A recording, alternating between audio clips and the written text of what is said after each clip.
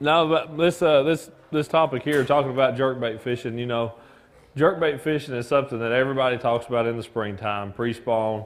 That's when everybody thinks about fishing a jerkbait. You know, as soon as kind of winter time's over, it's one of the first great ways to really catch them. Of course, all that was a little bit before the Alabama rig and everything that it did. You know, in certain areas it definitely dominates.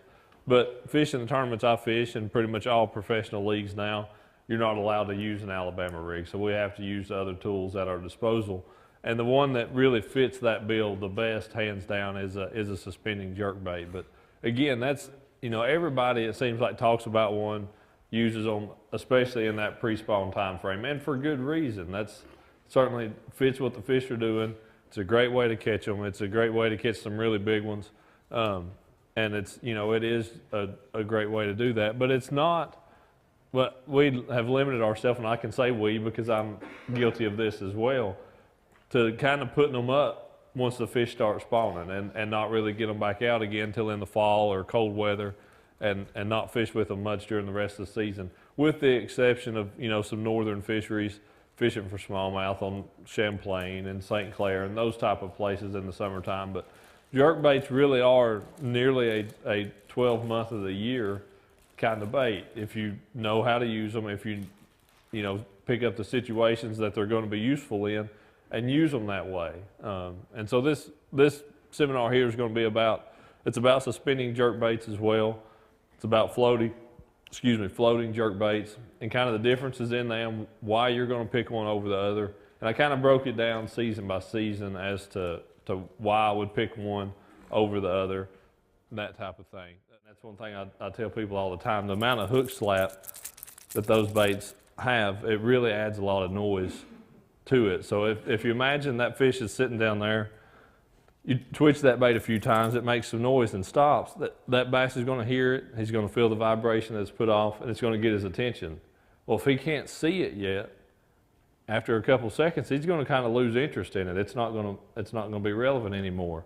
Then it's going to pick up again, and then a little bit more, it's going to be already have drifted off. If you twitch that bait just a little bit, just try to make it move a foot at a time.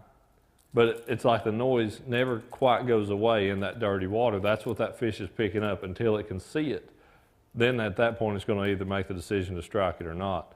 The clearer the water is, the more you can allow that bait to pause. If you've got water that's got 6, 8, 10 foot of visibility, you make just a little twitch with it and make some noise. That fish can just scan around and look and find the bait and then visually decide whether or not it wants to bite it. And in clearer water, those fish are going to be a lot more curious. So that bait just hovering there, it's going to draw the attention of that bass and probably his buddies that are down there as well.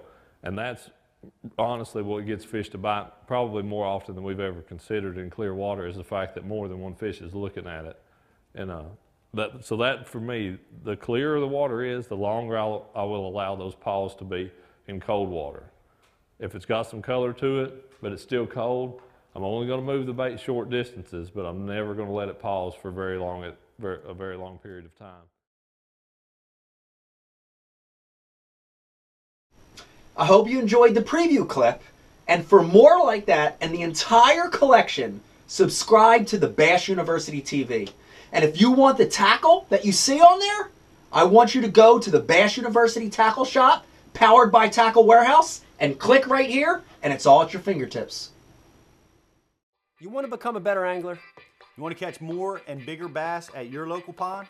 Then check out Bass University TV for hardcore bass fishing information. Hey, I'm Pete Gluzek. And I'm Mike Iaconelli. And this is Bass University TV.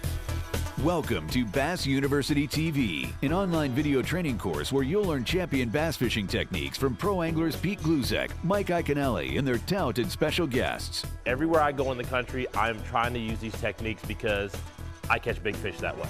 From on the water to in the classroom. We want to use that bait to help make that area even smaller and really find that sweet spot. You'll learn sound techniques and strong fundamental bass fishing skills. You want something that's got a nice limber action, that's going to allow you to build pressure and keep those hooks pinned against that fish's mouth. Watch hours of video content on multiple topics at your own pace for a low monthly fee. Cancel at any time. Hold on, because you're going to catch some big fish. Information is power in the sport of fishing, so learn from the very best. That's a key theory in all of fishing. Subscribe to Bass University TV today. Man, does it trigger a lot of strikes.